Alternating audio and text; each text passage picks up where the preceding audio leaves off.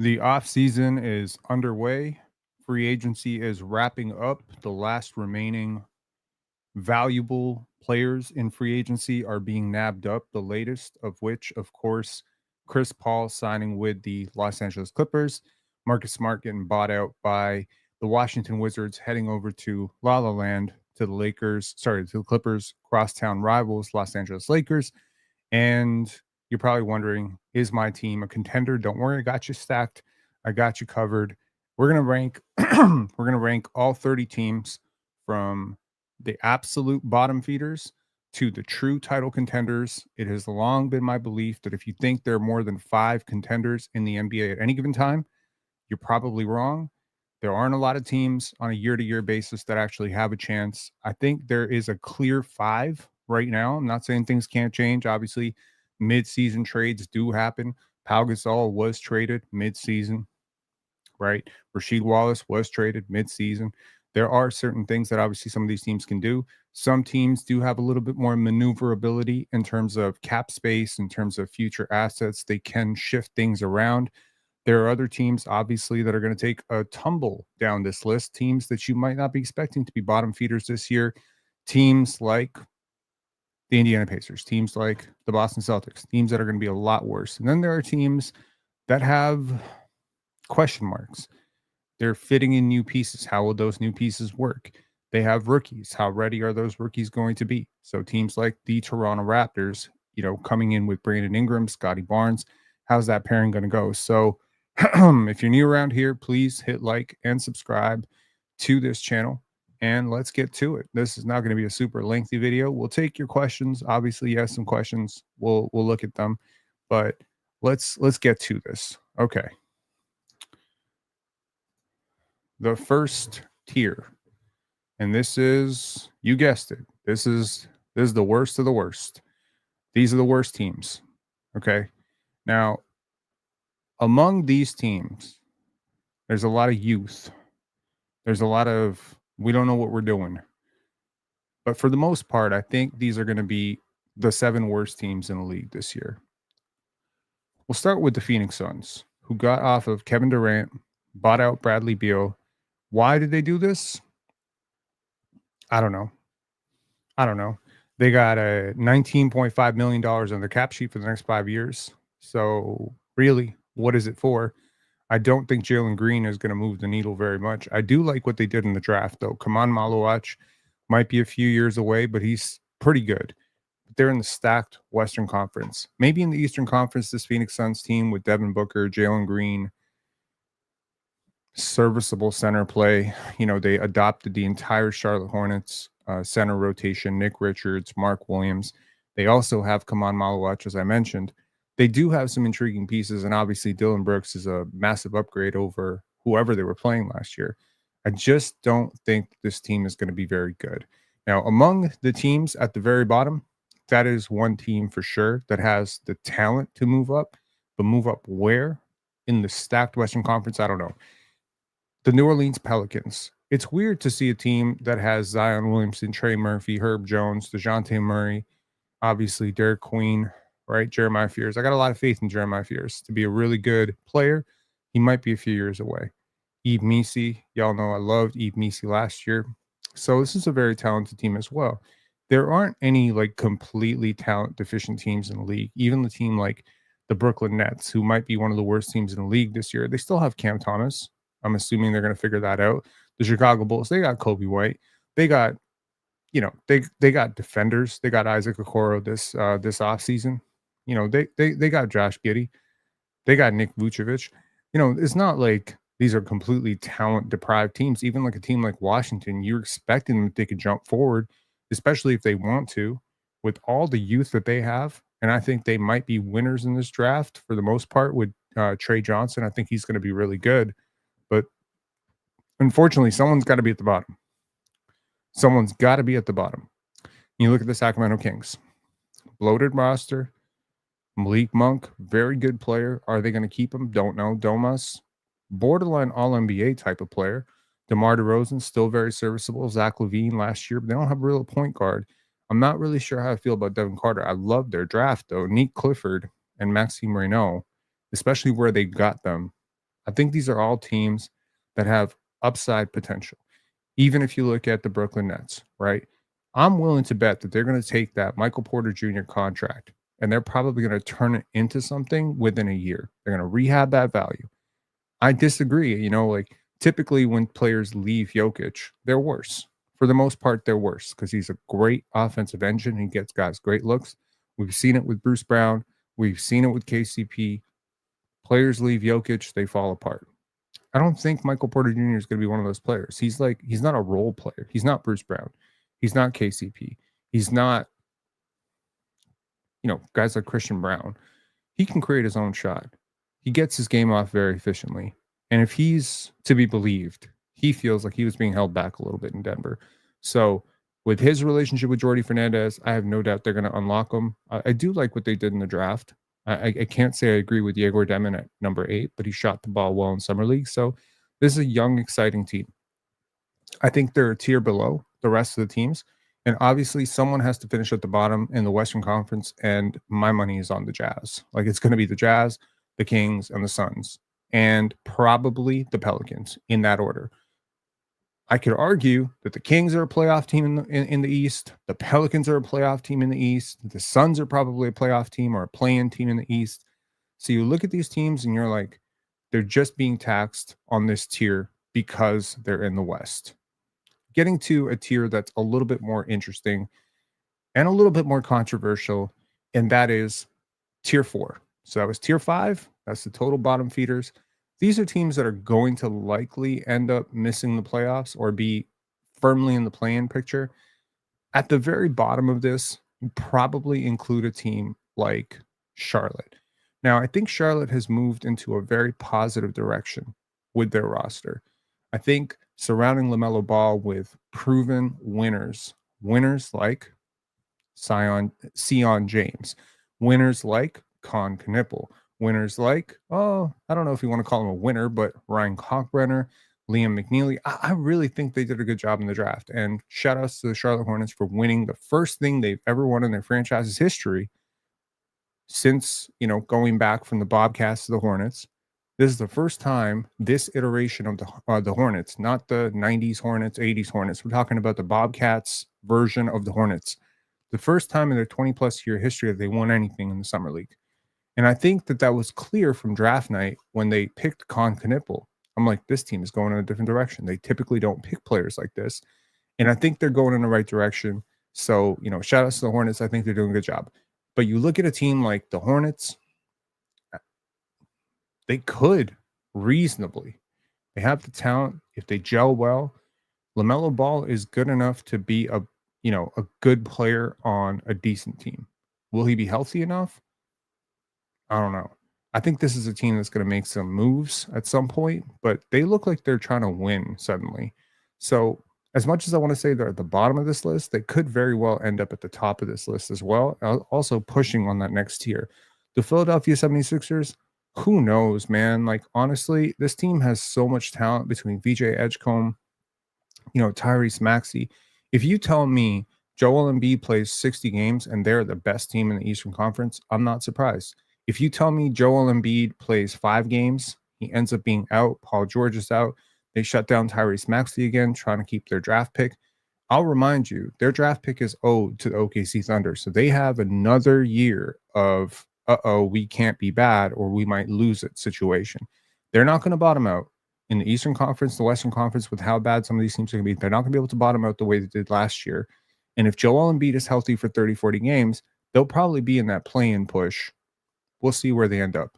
The Indiana Pacers, the team that just went to the finals, they end up losing Tyrese Halliburton for the year in Game 7. And then, to make matters worse, they lose Miles Turner. They replace him, however, with Jay Huff. I think Huff is an underpriced, very underrated asset. I think he's a pretty damn good player. But that being said, as much as I could see this team kind of holding even around 40 wins, I could also see a world in which they decide that, hey, we have our draft pick back, which, shout outs to the Pelicans for giving them that draft pick back. I could see a world in which they just decide to buck the trend and just push it down. Like they just try to tank, clear out, maybe trade Pascal, maybe trade somebody. I don't know. What will Andrew Nemhard look like with a full year of being the man? He could blossom into a sub all-star. We've seen him, okay? There's a lot of players on this team that could pop. Ben Mathurin is one of them. Andrew Nemhard is one of them. Jarris Walker is one of them. So it'll be really dependent on how ready those guys are to take the next step. And if those guys are super ready to take the next step, this team could be like 45-win team.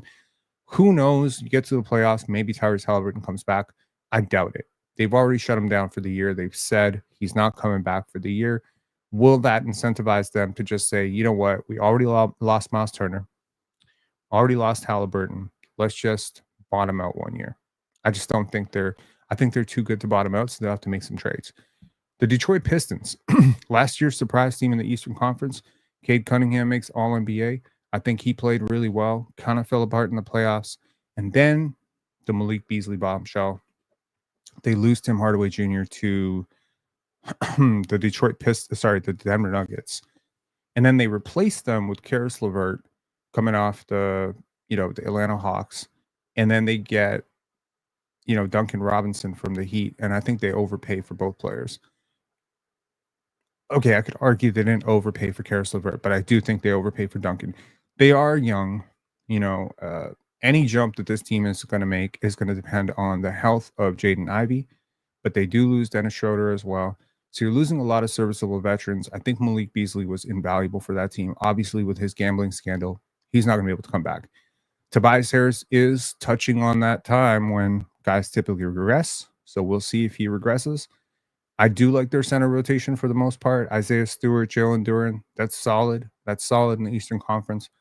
Again, a team that could push 45 wins could also take a step back. I think they lost more than they put back. And if Jaden Ivey is healthy, I wonder how that makes them better or worse in a sense, because around Cade, I think you need more of a Malik Beasley type, and I don't think you've replaced that player. The Boston Celtics, Jason Tatum out, Jrue Holiday out, Derek White on the block, Al Horford gone, Kristaps Porzingis gone, and they've replaced them with a bunch of players that are intriguing, to say the least. Everyone's attention is on Anthony Simons. People like Anthony Simons. I don't. Personally, I don't like point guards who don't play defense. I think he is a really compromised piece. The player that I really do like, I believe they added two of them that I like. They didn't add Leonard Miller, did they? No, they didn't. But I do like Josh Minott. I have a feeling that Josh Minott could pop for them and become something for them.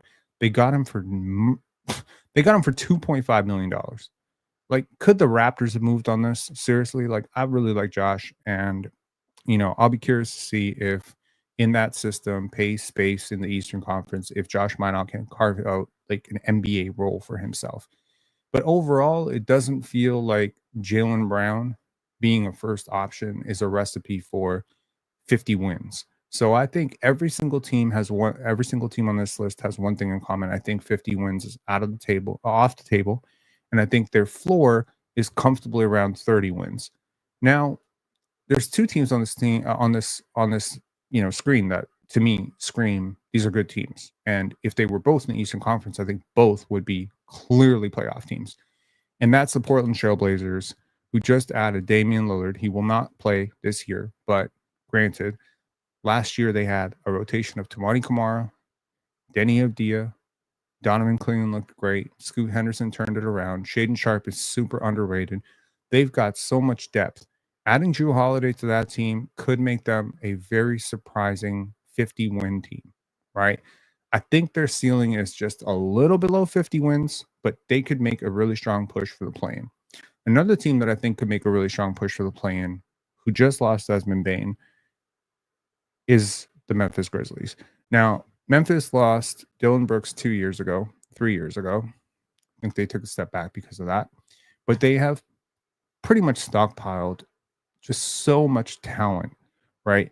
They got Cedric Howard, which I think could be, a genius move when we look back on it, 4 or 5 years from now. G.G. Jackson, Jalen Wells. They've got this depth of wings. Then they got Jaren Jackson. Some people don't like him, but hey, we're talking regular season. We're not talking playoffs here. You got Santi Aldama, you got Zach Edey. You just got a really good cohesive team. My curiosity is Desmond Bain was a huge part of the leadership contingent there. So assuming you buy out Cole Anthony, which I believe they already have, if they're not rumored to, they're almost sure to at some point buy out Cole Anthony. I think you've got like depth, but I don't think you've got leadership.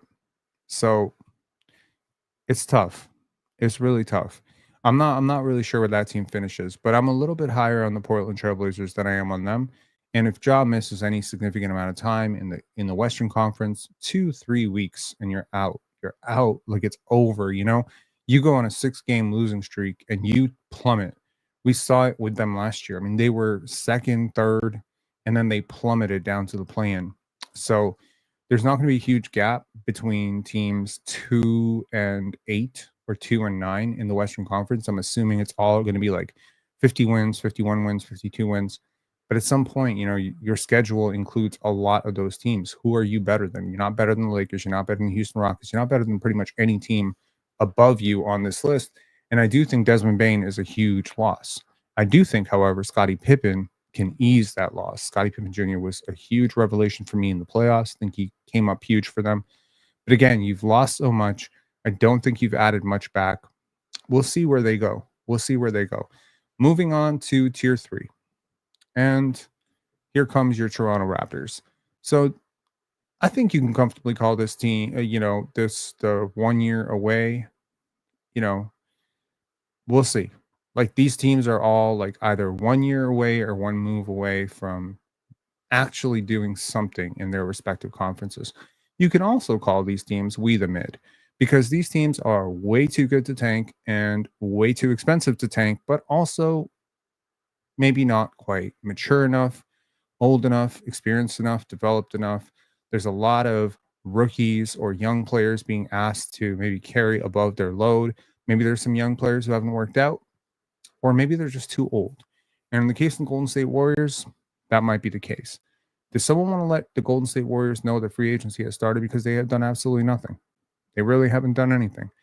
And maybe they could look at it as well. We already made our big move, which was Jimmy Butler, and now we're just waiting for this Jonathan Kuminga situation to unfold. But that's drama. That's drama. That's going to be a distraction. They're probably going to re-sign him. They're probably going to exhibit him, and they're going to try to unload him at the trade deadline. Now, what do you get for him?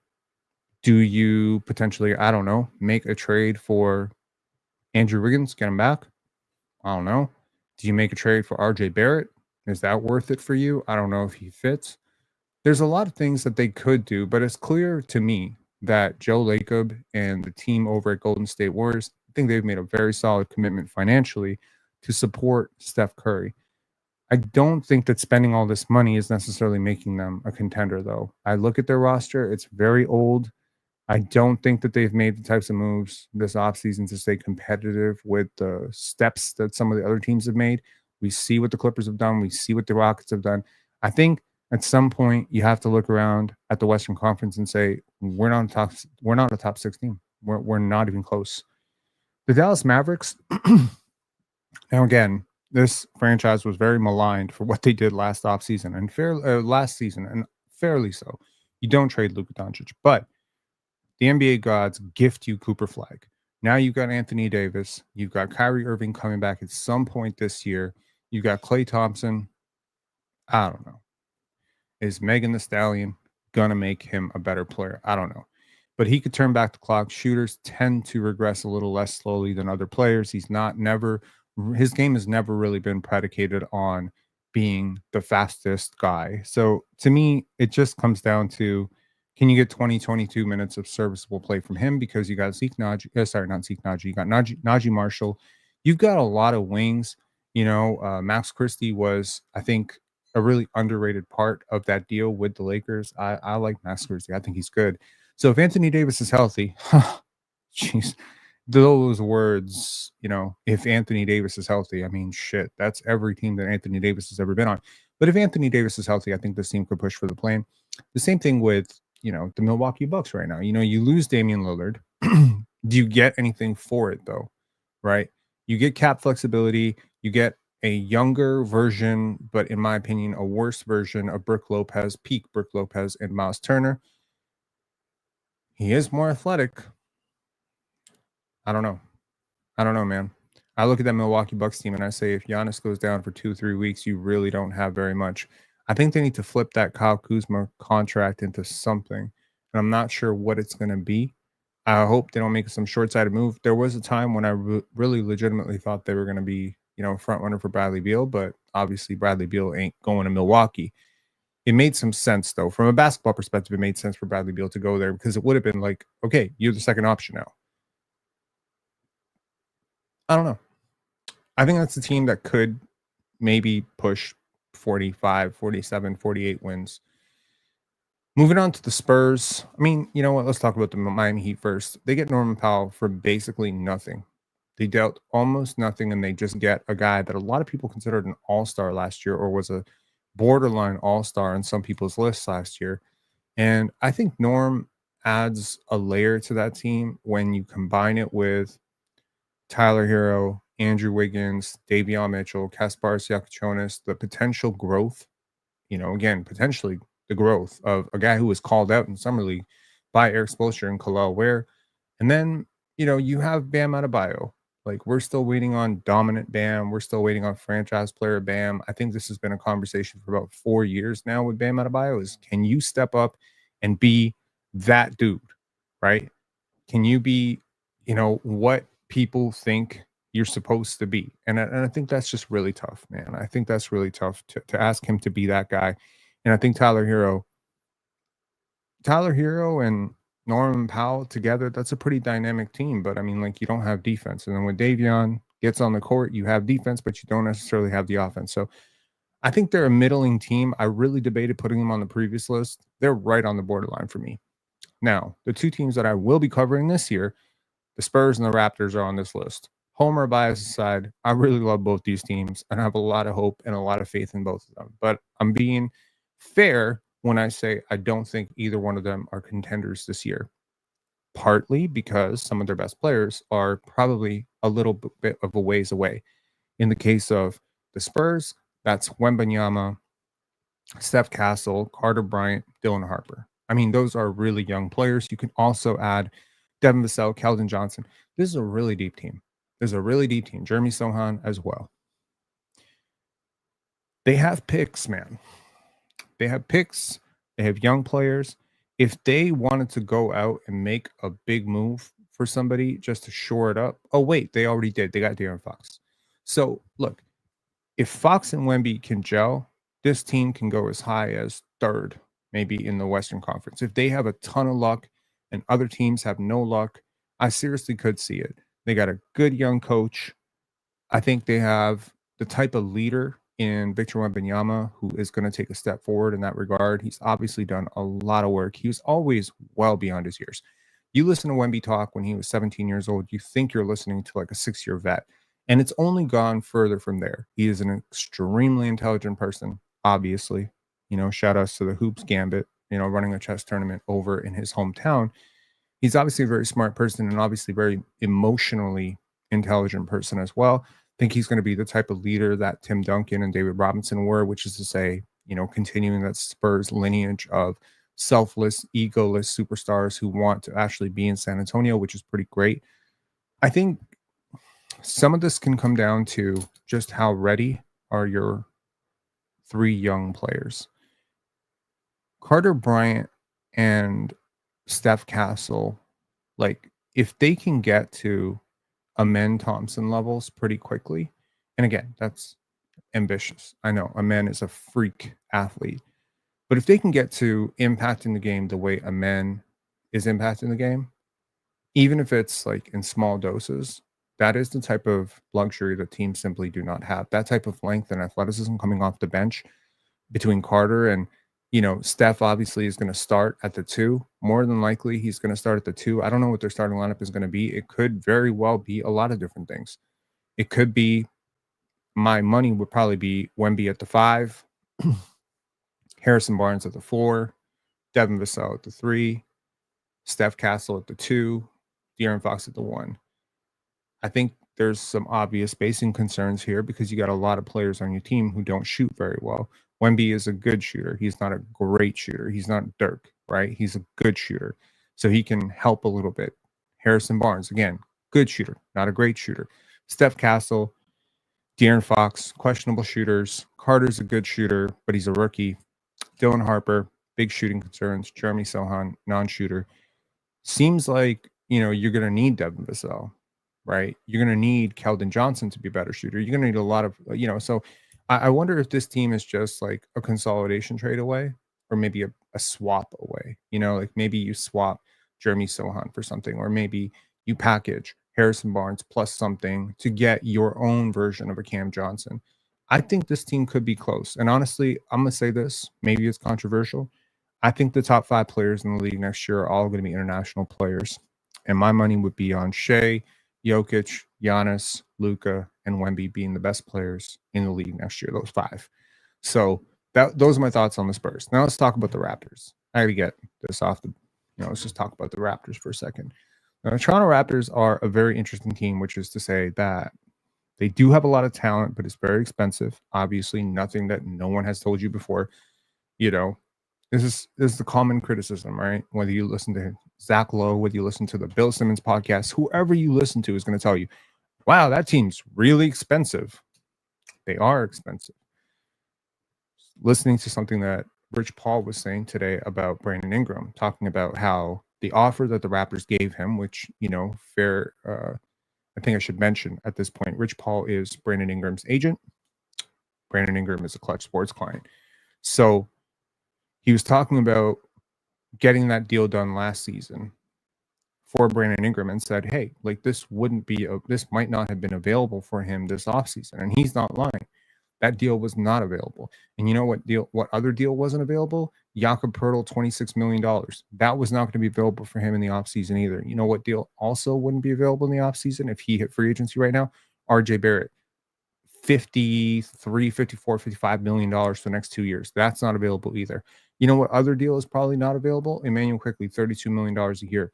The Raptors have 4 players, in my opinion, that are expensive relative to value. Now, it also happens to be that they have a bunch of young players that are probably going to be able to provide you value that is just a little bit above what they're being paid. So it probably all balances out. Maybe Colin Murray-Boyles can give you $13 to $14 million of value on an $8 million contract, and maybe that eases the gap. So you start pairing these players. You're like, okay, well, Grady plus RJ plus Ochai plus, if you combine them all, right? Jacoby's cheap, Grady's cheap, Ochai is cheap, RJ's a little bit expensive. You put them all 4 together, it's fair. This will probably bite the Raptors in the ass at some point because they keep dishing out these super expensive, wow. Kanto is saying Chicago will be better than us, man. Place the bet. I mean, I don't believe in sports betting, but like I'll bet you anything. No, I don't think so. But nevertheless, you have this very expensive roster. I do think the fit between Brandon Ingram and Scotty Barnes works perfectly. I just don't think any of the pieces around them necessarily, apart from Emmanuel Quickley and Jacoby Walter, Grady Dick to some extent, work phenomenally well. So I'm curious, with the financial investment that you've made in Jakob Poeltl, have you bothered to consider that maybe Jakob Poeltl is not the best center for Brandon Ingram or Scotty Barnes? Have you considered it? And if you haven't considered it, might you try considering it? Because adding this 2-3 years to his deal makes him pretty much unmovable. Like we've gone from, oh, he'll be an interesting expiring this year with a player option to, oh, he's fucking unmovable. Like you can't move away from him, and he's paid too much money to bench him. So you better be sure that Jakob Poeltl is actually going to work with your core pieces here. Now, who Jakob Poeltl does work with is Grady Dick, Emmanuel Quickley. Basically, you have to be able to shoot. So maybe Brandon Ingram plus Yak works. But in my estimation, the synergy on the court between Scotty Barnes and Jakob Poeltl has not been great throughout the last 2 years. It hasn't been great. Their numbers haven't been great together. So again, defensively is one thing. The Raptors have obviously had a very, very strong defensive focus in the draft. They've had a strong defensive focus last season. All of this defensive focus aside, at some point you do have to put points on the board. That's why Brandon Ingram is here. That's why RJ is here. That's why IQ is here. That's why Scotty's in the lab working as hard as he has. But I find it really hard to believe that this team's upside is anything greater than 46 wins. And if they do push 50 wins, it will likely be because Scotty Barnes has taken a mega jump as an all NBA player. And that Brandon Ingram is super healthy and that he fits seamlessly in Darko's system and that he's taking more efficient threes than he's ever taken and that he's completely fixed the on ball. It really starts with those two. Beyond those two, it gets really murky because you have like a lot of question marks across the rest of the roster. You've got faux depth, what I call faux depth, because it's not like real depth, right? Like you got a lot of parity on your roster, and none of that parity ever amounts to like a Malcolm Brogdon level player. So that's the problem with your bench is they're really young. So give this a couple of years. Hopefully Brandon Ingram is still in his prime at that point. Hopefully Scotty Barnes takes 2 more leaps by that point and now maybe you can push an Eastern Conference Finals. But as we're going to see throughout the rest of this list, coming out of the East doesn't necessarily mean very much when the West is the team, is the conference with all the stacks. So moving on to tier 2, and these are the teams that are just below what I consider contenders. Like pure contenders. These are pretenders. These are the teams that have talent, but maybe have not enough continuity going into it. Maybe they're too old. Maybe there's chemistry issues abound. And I guess among these teams, we can start with the Minnesota Timberwolves, who I think have been really successful over the last couple of years. But I think this Rudy Gobert, Julius Randle thing, at some point, I think you got to transition over to Naz Reid. They obviously tried at some point this offseason to make a move for Kevin Durant, which I think would have firmly catapulted them into that next level. But without that second star, I think Julius Randle played really well in the playoffs, just to be fair. I think Julius Randle played really well in the playoffs. I was very, very blown away. But now that he has been paid and he is extended, I wonder if some of those defensive habits come back, some of the ball handling, over dribbling stuff comes back. I'm not a long-term super buyer on this team. I think you lost something in Josh Minott for nothing. You weren't playing him. I get it. People would be like, wow, I can't believe we got 2 Josh Minott actual mentions. How high are you on Josh Minott? I'm very high. I don't know. It's not quite Dyson Daniels, Carter Bryant level high, but I've seen enough from this kid. I think he's good. So, shout outs to the Celtics for seeing it too. But yeah, like I'm not sold on them being an upper tier team in the Western Conference. Obviously, once you get to the playoffs, Anthony Edwards is a hell of a deal. And he might be the best American player in the NBA next year. I think he is the best American player in the NBA next year. Who's better than him? Let me know in the comments if you're listening afterwards. The Atlanta Hawks, the big winners of, the summer so far, get Kristaps Porzingis absolutely for free. They get a ton of depth. They have some young players who are intriguing in Jalen Johnson, Zach Risache, who are going to get a year older. Obviously, Trae Young has never had a better roster around him. He's taken a lesser roster to the Eastern Conference Finals. The East is weaker this year than it was that year. Is that enough for you to say this is firmly a top 4 team in the East? I think they're firmly a top 4 East team. If they finish below top 4 in the East, something has gone dramatically wrong. The Kristaps Porzingis element of this is funny because you can't think of a better big for Trae Young other than a fully healthy Kristaps. It works perfectly from a basketball synergy perspective. I mean, maybe Wemby, like, you know what I mean? But like in terms of KP's ability to stretch the floor, if he's right, even if he's only right for 30 games and then he gives you like 2 solid rounds in the playoffs, this is going to be a really hard team to beat, man. They got a lot of length, a lot of size. And let's not even forget Dyson Daniels, right? He's young, man. He's still getting better. He's still getting better.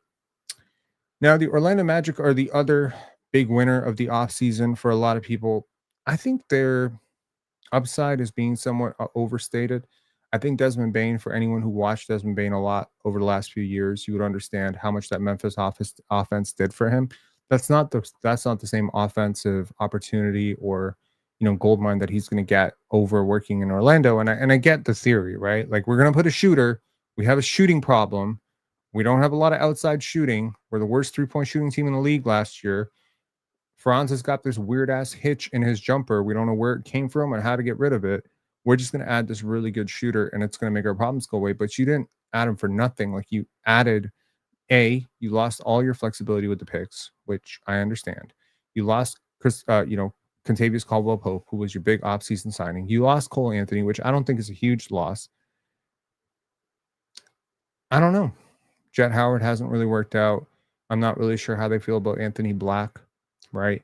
He's going to be extension eligible probably next summer. So, this team is really going to go as far as Paolo goes. If Paolo can take that jump into top 10 player, right? If Franz can hit more consistently, then the whole Desmond thing, it just works. If Jalen Suggs isn't healthy, but I'll remind you, I think this team very well could be the best team of this group precisely because of one name, and that name is Jalen Suggs. I think Suggs' impact defensively is the best of any player under 6'5" in the league. I think he is that good. I think his intensity and pickup point on defense changes their identity. I think he's a really capable offensive player. But I think in terms of, dollar for dollar, his descending contract is one of the best contracts in the NBA. And if he can be healthy, they're a completely different team. I think he is just as important, if not more important, to their success than Desmond Bane. And honestly, I've always believed that Desmond Bane is one of the most underrated players in the league. So obviously, adding him is going to make you better. And he can play on the ball, he can play off the ball. There's versatility there. And obviously, if you're thinking about two guards who are two-way guards who can really guard their position and can shoot the ball and do other things, connective things, playing next to two on-ball wings, like there's a world in which this is a 60-win team. There's also a world in which this is a 47-win team. We'll see. I think a lot of it comes down to health. The New York Knickerbockers, I really like their offseason. So it's very surprising I didn't put them one level above. It's partially just because I'm not a big Jalen Brunson guy. Like I think I'm not really big on Jalen Brunson. I'm not really big on Karl-Anthony Towns. And when your two best players are not guys that I really believe in very much in terms of their play style, their defense, etc., I'm not really sold on it. I'm also not entirely sure that you got an upgrade on the coaching staff. Like going from Tom Thibodeau to Mike Brown, is that necessarily an upgrade? Is that a quantifiable? Like, can you say like definitively one guy's better than the other? I don't know. You can say one guy's different, and that's probably going to help, ease some tensions in the locker room from guys who felt that they were being run into the ground. Obviously, this is a very talented team with OG Anunoby, Mikal Bridges, Josh Hart. Adding, I think Gershon Yabusele will be like a steal. I think he's going to be a real steal for them. They had a really good offseason. They had a really productive offseason, and I think they have depth now. I think Mike Brown's going to unlock it. I'd be very surprised if this team wins less than 50 wins. Really surprised. And then the Los Angeles Lakers, who have a little bit of drama on their hands right now with LeBron. We'll see what happens with that. I think that saga could potentially have a happy ending if LeBron is happy. And, a lot has been made of the fact that they haven't offered an extension. His camp says we didn't ask for an extension. Like, this is a non-issue. Some drama was made of the fact that the team was sold without his consent. Some would say, why should a star player be consented or told that the team is being sold, right? Especially when that star player is linked to one of the biggest agents in the league and one of the biggest mouths in the league, right? So I totally understand that the Lakers could look, especially if they start out really rough, they could look to unload LeBron James.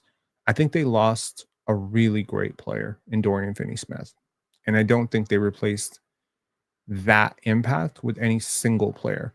What they have, however, is a more complete roster that makes a little bit more sense. Jake LaRavia is depth that you really didn't have at the wing last year. You add DeAndre Ayton, I think that's a center who exceeds the value of any center you had times two last year. No disrespect to Jackson Hayes and Christian Coloco, but man, they were bad. They were really bad last year. And then you add in Marcus Smart, and that's the final piece to this little puzzle here.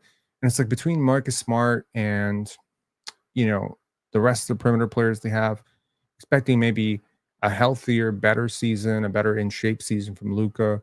This is a team that could easily be home court advantage in the Western Conference, easily. This is also a team that has like some downside here. If the LeBron situation bubbles over, it becomes a distraction. If Luka's unhealthy, DeAndre Ayton is not inspiring a lot of confidence in me. I take Dorian Finney-Smith over DeAndre Ayton. I'll take Dorian Finney-Smith over DeAndre Ayton and Jake LaRavia. I think it's where you win me is a motivated Marcus Smart is just better than Gabe Vincent, like way better. So they get more depth. They didn't have a lot of depth, as evidenced by the fact that, I don't know, they have a coach in JJ Redick who played his starters like for 24 straight minutes in the second half in the playoffs. So I think depth was a concern. They addressed it. I think losing Dorian Finney-Smith hurts them though, and probably hurts them more than any of these other additions helped them. And finally, these are the 5 contenders. Now, this might be controversial for some who do not want to include a team like the Clippers on this. I get that. I hope the other 4 are not controversial at all. Now, in terms of like where we should start, we'd probably start with the only Eastern Conference team here, and that is the Cleveland Cavaliers. I hear the criticism of the Cleveland Cavaliers, but please understand that Evan Mobley got way better last year, and he looks like he might take another step this offseason. That puts him into like firmly all NBA tier. That's a really good player who has a really great team around him. There's a lot of depth on that team. Now, I understand that they've lost a very critical piece off the bench, and that piece ended up with the Memphis Grizzlies. But overall, I think this team has a ton of depth. I think their starting lineup is among the better ones in the league, and I think Lonzo Ball will help. I wasn't ever really a big fan of Isaac Okoro, so you know, we'll see what this team becomes, but I think they're going to be a 60-win team this year. I think they could push even more, and we've seen it, right? We've seen it. Before a team actually breaks through, gets to the finals, there's usually a couple of those stop, stutter, stop, sputter type of, performances. And they've had that last year and the year before, right? They changed coaches last year. I think it was a good move for them.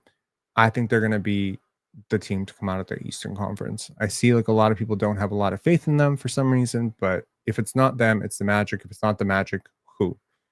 Who is it that's and people say the East is wide open, and it's just like, sure, in theory, yes, but you're still going to have a team that's going to bubble up to like a 64 win juggernaut, and you may see them as beatable because you don't see that A1 ace superstar, but it's like, how many teams in the Eastern Conference actually have 2 players better than Evan Mobley and Donovan Mitchell? Not a lot. How many teams in the Eastern Conference have a third and fourth best player who are better than Darius Garland and Jared Allen? Not a lot. So again, their top 4 is great. They have now some continuity and experience. They've pretty much kept the group together now for a few years. I think this is a team that can break through this year. I think they can make it all the way to the finals, and who knows what they'll do when they get there. Speaking of the finals, the team that just won the NBA championship, the OKC Thunder, the rich got richer this offseason. Obviously, there's nothing I need to say about this team. They're getting 3 really good players coming into their system, and they're losing nobody good. So everything that was said about them last year holds true this year, except, oh, by the way, they've got 3 new young players. Thomas Sorber is going to be, I think he's more NBA ready than most rookies, for the most part, like just physically, I think he's ready. And I think he's going to offer a clear upgrade over a guy they had to use a couple times last year in Brandon Carlson. You got Nikola Topic, who I think, he really fills a need that they really didn't have that player on their roster. The one criticism of this team was that they could not get easy paint touches when Shea was on the court, was off the court, and generate efficient offense. Now, I'm not saying a rookie who is still, I think, 19 or 20 years old is going to come in and solve your problems in the playoffs, but I think he can do something that nobody else on that roster can do other than Shea, and that is just drive efficient offense that starts with paint touches. I think he can beat his man off the dribble and make really great decisions. I think his playmaking and just overall court processing looked great in summer league. I think he has a chance to be like first team all rookie if he gets enough minutes to do it. So I think he's going to be really good. And oh, by the way, J Dub and Chet, they're going to get better. Shea's going to get better. So this is a team that could easily push like 72, 73 wins this year and just be a clear step above everybody in the Western Conference.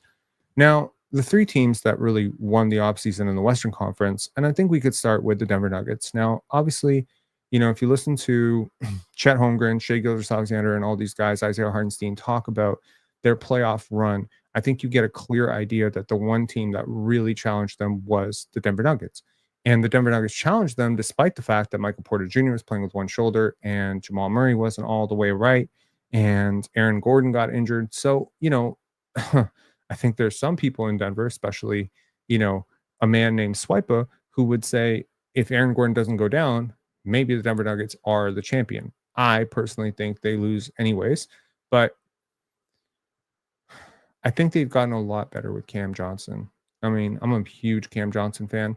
I understand from a name recognition standpoint, people will probably still feel like Michael Porter Jr. is better, but he's not. He's not better. He's not better for their system. He's not a better player. And, Cam just, if he's healthy, and that's the big thing, if he's healthy, right? And then you start to think about how old the rest of this roster is. You're like, well, if that guy's healthy, if that guy's healthy. I think this season will come down to Jokic giving you one more MVP season. I don't know how many of these he has left in him because he's pretty much put up 5 straight now. And he also has summer commitments with Serbia. So, there's always that fear of like, how much can a person grind into the ground before they just regress or crack and get injured. So, touch wood. I hope that does not happen for him, but he is carrying a huge load offensively, defensively. He does a lot for that team, screen setting. He takes a lot of contact. He plays a ton of minutes. They've had deep playoff runs. So the last 5 years have been friggin' exhausting for him.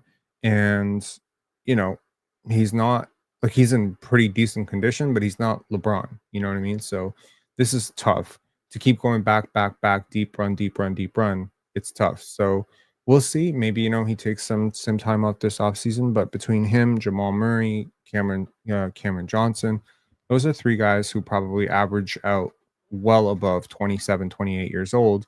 And so when you start getting a little bit older on your roster, you start needing like young guys to carry through. And I think that's where a guy like Christian Brown is really going to come in, right? Christian Brown, Peyton Watson. You look at that team, Jonas Valanciunas, can he get over the fact that he didn't really want to be there? They finally have center depth. I mean, this is a team that was playing Zeke Naji last year. Like, my God. And DeAndre Jordan. Like, this team has not had a backup big as good as Jonas Valanciunas in a long time. And then, oh, by the way, the guy you drafted to be your backup big last year, Deron Holmes, he looked okay in summer league. He can stretch the floor a little bit.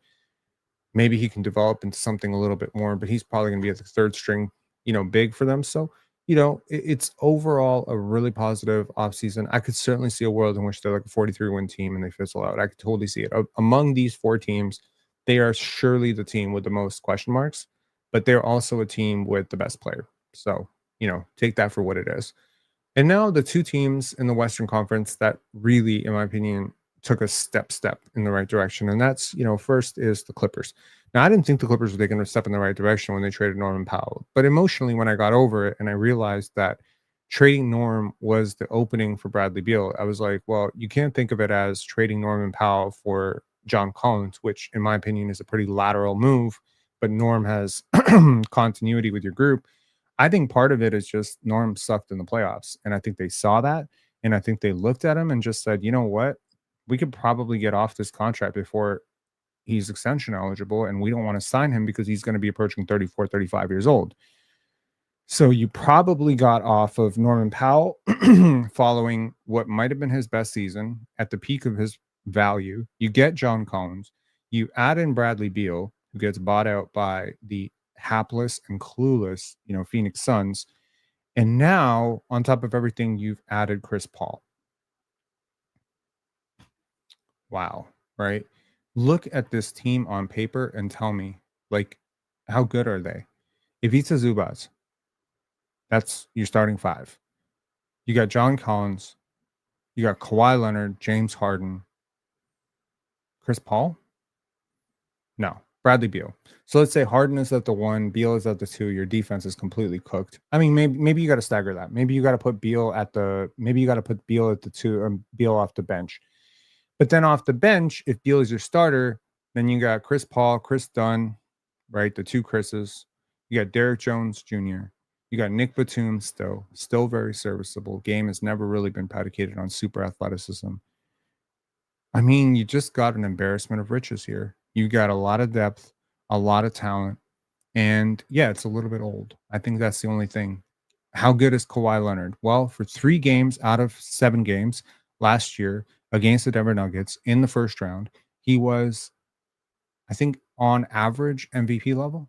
Like, obviously, that game 2 performance is like really carrying it, but he was great.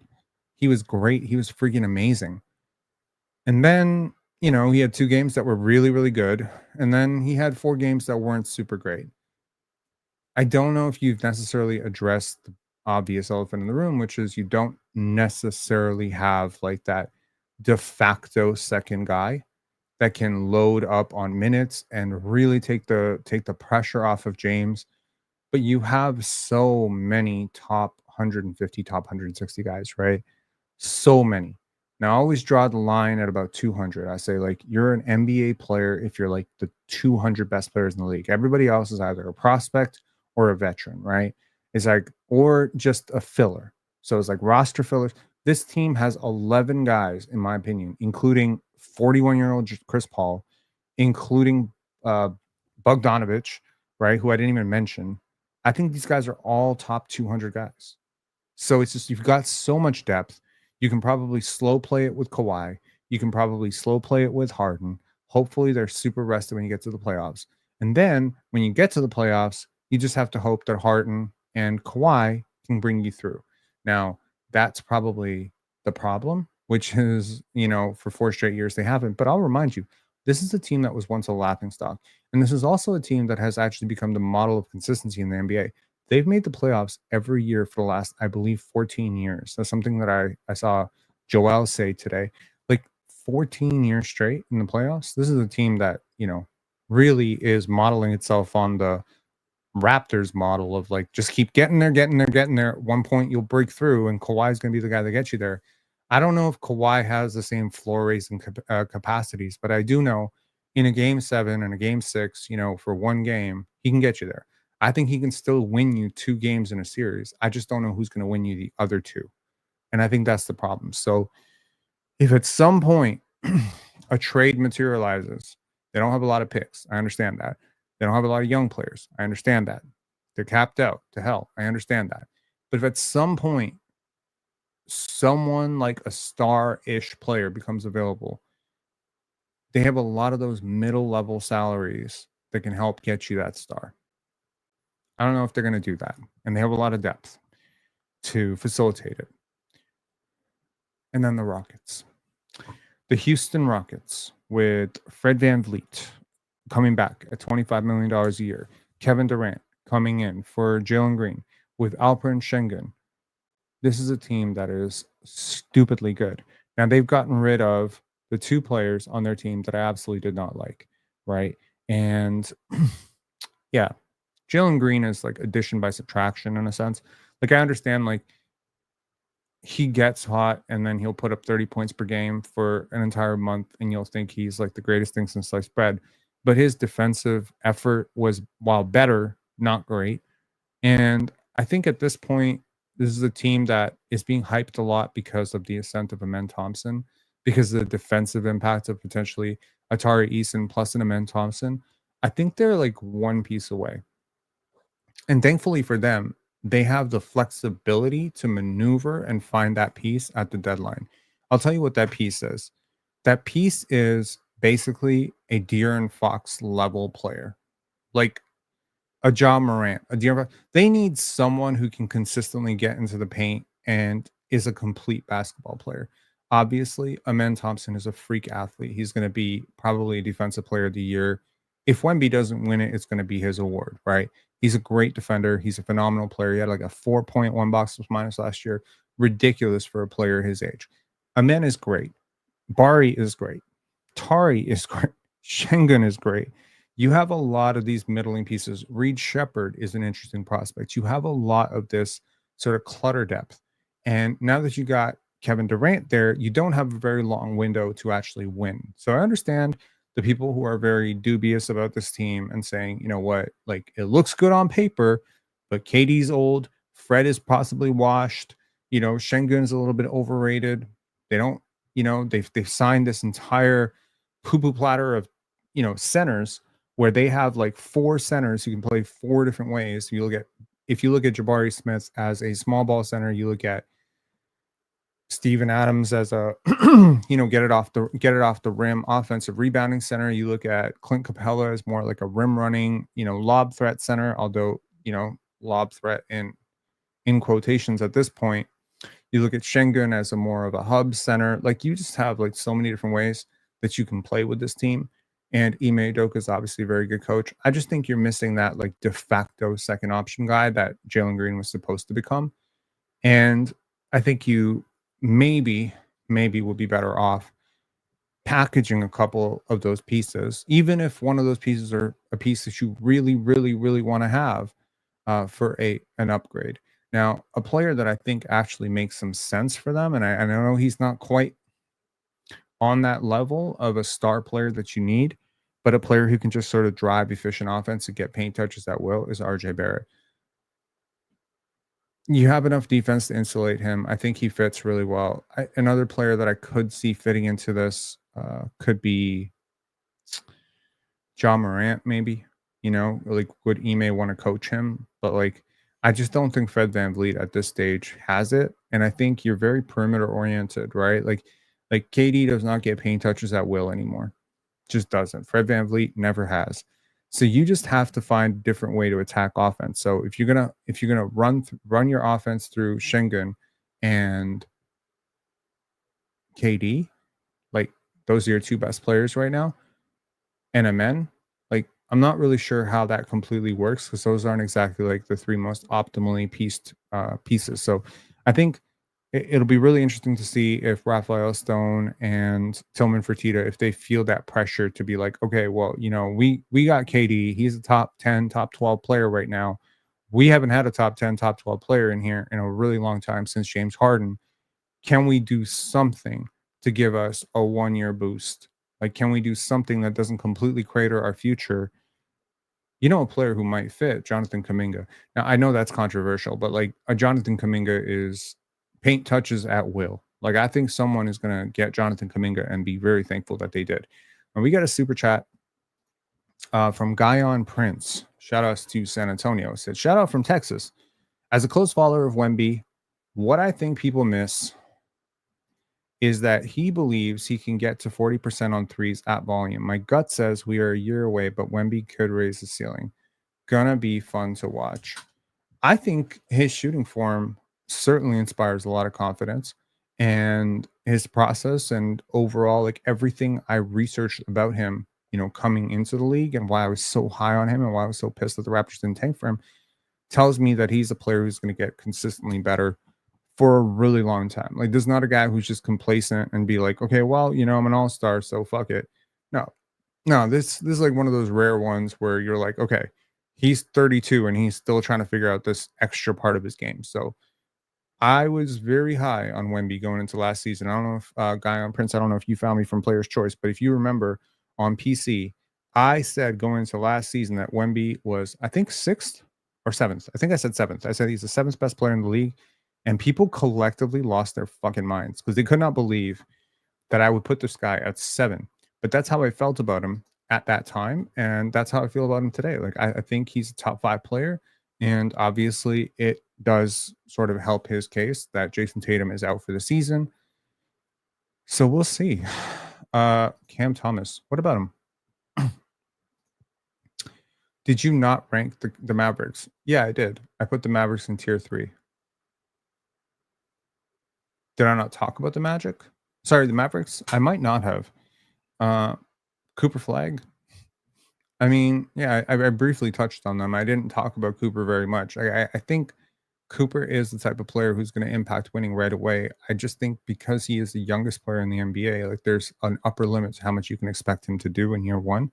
But I think at this point, he probably will be the rookie of the year. Like, I'm getting that feeling it's going to be either him or Trey Johnson or VJ Edgecombe if the Sixers completely tank. We'll see. We'll see what that becomes. But yeah, for me, they're still a year away. And again, when Kyrie comes back, there will be an adjustment period where they have to get everything in order and they have to like gel on the court and figure out how Cooper plays with Kyrie and how Kyrie is going to play with AD because they had very limited run together last year. So Anton said Cooper or AJ. I'm gonna go with AJ, but I realize some people are getting really low on AJ for some reason. And I think it's just because like there's some performances, head-to-head performances with Darren Peterson where he hasn't looked as good. But I'll be very curious to see this season play out at BYU and see if he is what I thought he was 2 years ago. I would say this though, like a year and a half ago, if you'd asked me, like I would have told you he's like the best number one pick since Wemby. Whereas right now, I'm a little bit less sure. So yeah, I'm not higher on him today than I was a year ago, but I'm not much lower on him if that makes sense. But he's still got the top flag there. But yo, like honestly, it would be very hard to imagine him replicating Wemby's success at Duke. Sorry, not Wemby's success, Cooper's success at Duke. Like that's really hard for me to imagine. Some shout outs. Number one, I will be on Player's Choice, the panel tomorrow. So if you want to listen to me talk more with a bunch of fellas who love to talk hoops, we will be there tomorrow and I will be there Thursday. Number two, I randomly ended up at 3 a.m. calling into FYF debates or FYT. I can't remember. It's FYF debates. It's FYF debates with my guy Lamont over there. So that was really cool. Ended up talking for about 45 minutes about the merit of MVPs, Kobe's, So that was a couple of days ago. It was 2 nights ago. It was like 3 o'clock in the morning. I'm not kidding. Like I just opened up my phone, saw it was on, commented. They put my comment up there, and someone was saying like, come up, I'm gonna send you the link. So I was like, all right, podcasting at 3:20 in the morning. Cool. So we did that. So that's shout out number two. Shout out number three. My face probably looks a little bit beat up right now. Going through a little bit of a process of self improvement. I already mentioned the cutting out the sugar part. I have a feeling that my skin is going through is going through a process of rejuvenation right now. So that's yeah. So I apologize if there's a little bit of redness or stuff like that, but we're doing some self-care stuff this week. So we'll see what that looks like next week. What else? Is there anything else? No, that's about it. Military Man saying people forget that Ingram led the garbage Pelicans team and franchise to the playoffs every year. Scotty All NBA next year. That's not true, but sure. Scotty All NBA next year would be great, though. That would be great. I just really, really don't believe that the pieces around him are optimal. Like there's a there's a type of roster that I would construct. Like if I had a Scotty Barnes, like I want motion, I want movement shooters, I want to stretch big, I want athletes, I want great defenders. And it's just like the Raptors don't really have that player, right? Like I'm thinking guys like Dorian Finney-Smith, right? That's a great player to put around Scotty Barnes. Yeah, I could see an Emmanuel quickly, Jacoby Walter. Like these are good players. I really don't mind the Brandon Ingram fit. That's a good fit with Scotty Barnes. But the rest of this roster does not make a ton of sense. The Jonathan Mobos, the Colin Murray Boyles, the Jakob Pertles, the RJ Barretts, like these are pieces that probably I wouldn't put around him. Honestly, the pieces I would put around him are very similar to the pieces I would put around Jokic, in a lot of ways. And so, yeah, look at the roster around Jokic, Christian Brown, Michael Porter Jr. This year, it's going to be Cam Johnson, Jamal Murray. These are the players you should put around Scotty Barnes. These are the players who will unlock the best in Scotty Barnes. You need dynamic ball handlers. You don't have one. Like you need movement shooters in your starting lineup. You got one, right? So it's going to be really interesting to see how it all works together. But I do trust the coaching staff, that's for sure, and I hope that they have a plan. James said we can always trade them, collect assets, and make a blockbuster. I don't know, man. I don't know about making a blockbuster though. I was thinking about what these pieces would actually be worth on the open market. I was responding to something that Samson Folks said. Let me know what you think about this valuation chart. But I think on the open market, I think Emmanuel Quickly is like a $23 million player.